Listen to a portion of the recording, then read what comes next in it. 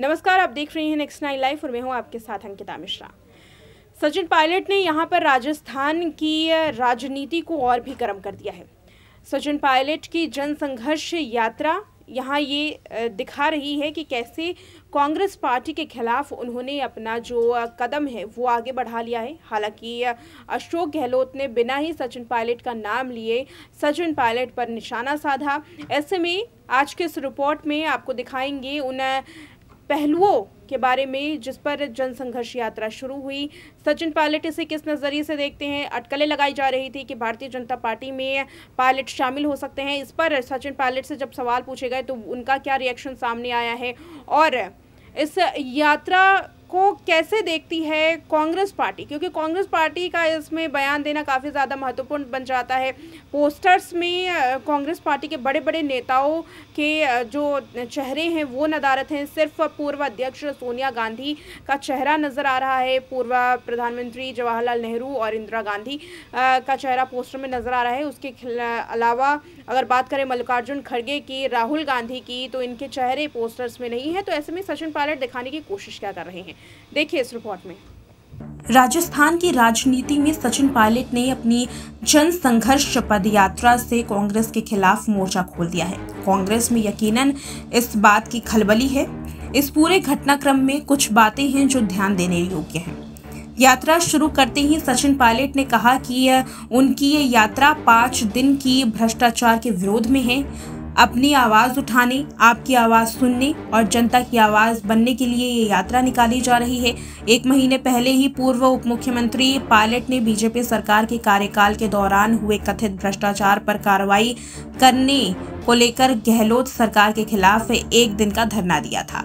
तब पार्टी की ओर से पायलट को वार्निंग दी गई थी, लेकिन उन्होंने इसे दरकिनार किया और गहलोत सरकार के खिलाफ मोर्चा खोल दिया था। कांग्रेस छोड़ने की अटकलों पर सचिन पायलट ने कहा कि यह अटकलें लगाने की कोई आवश्यकता नहीं है। जो कुछ भी हो रहा है वह सबके सामने है। मैं जो कुछ कहता हूँ या करता हूँ वह खुले तौर पर करता हूँ। मैं लुका छुपी नहीं खेलता। मेरी मांग वैचारिक है, व्यक्तिगत नहीं। कोई भी मुझ पर एक पद के लिए महत्वाकांक्षी होने का आरोप नहीं लगा सकता। हर कोई मेरी राजनीति के बारे में जानता है। उन्होंने कहा कि यात्रा किसी विशेष व्यक्ति के विरोध में नहीं बल्कि भ्रष्टाचार के विरोध में है। कांग्रेस ने कर्नाटक विधानसभा चुनाव में भ्रष्टाचार का मुद्दा उठाया, इसलिए उसे वहां बहुमत मिलने वाली है।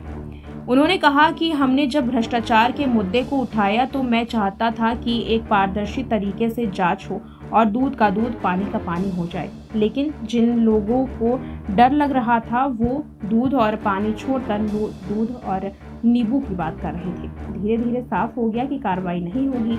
मुझे सरकार पर से क्या दिक्कत थी। मैं आराम से उप मुख्यमंत्री पद पर था। मैं चाहता तो आराम से अपना जीवन जीता, लेकिन मुझसे भ्रष्टाचार नहीं देखा जा रहा था।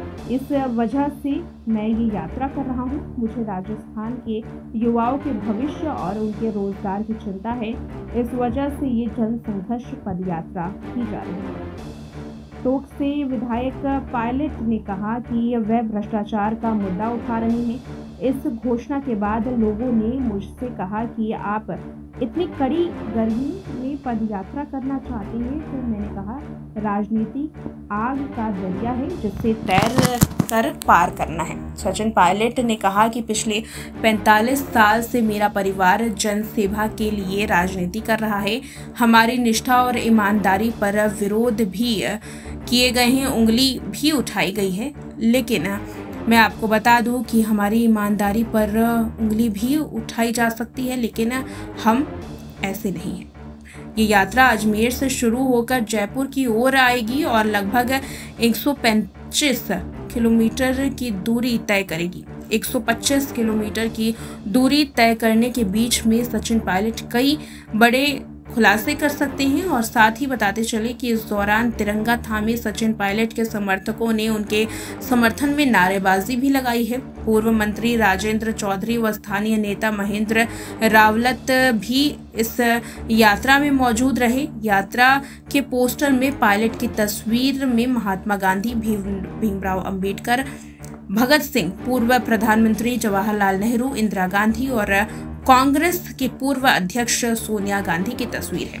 पायलट ने पेपर लीक और राजस्थान लोकसभा आयुक्त के सदस्य बाबूलाल काटरा की गिरफ्तारी के मुद्दे पर मुख्यमंत्री गहलोत पर निशाना साधा और पूछा कि कटारा की संपत्ति पर बुलडोजर क्यों नहीं चलाया गया, जबकि इसे मामले में एक अन्य आरोपी जयपुर स्थित संपत्ति पर बुलडोजर चलाया गया है। इसके साथ ही पायलट ने पेपर लीक प्रकरण व वसुंधरा राजे के नेतृत्व वाली पूर्ववर्ती बीजेपी सरकार के कथित भ्रष्टाचार के मामले में कार्रवाई नहीं किए जाने का भी मुद्दा उठाया। मुख्यमंत्री गहलोत ने भी एक कार्यक्रम में बिना नाम लिए सचिन पायलट के बगावती तेवरों पर जवाब दिया। बगावती तेवरों पर जवाब देते हुए मुख्यमंत्री ने कहा कि मैं उम्मीद करता हूं नई पीढ़ी को भी सच्चाई पर जाना चाहिए। ये झूठी राजनीति करने वाले लोग मैं समझता हूं खतरनाक लोग हैं। अपने स्वार्थ के अलावा उन्हें कुछ नहीं दिखाई देता, ना उन्हें पार्टी की चिंता होती है और ना ही देश की और ना ही प्रदेश की।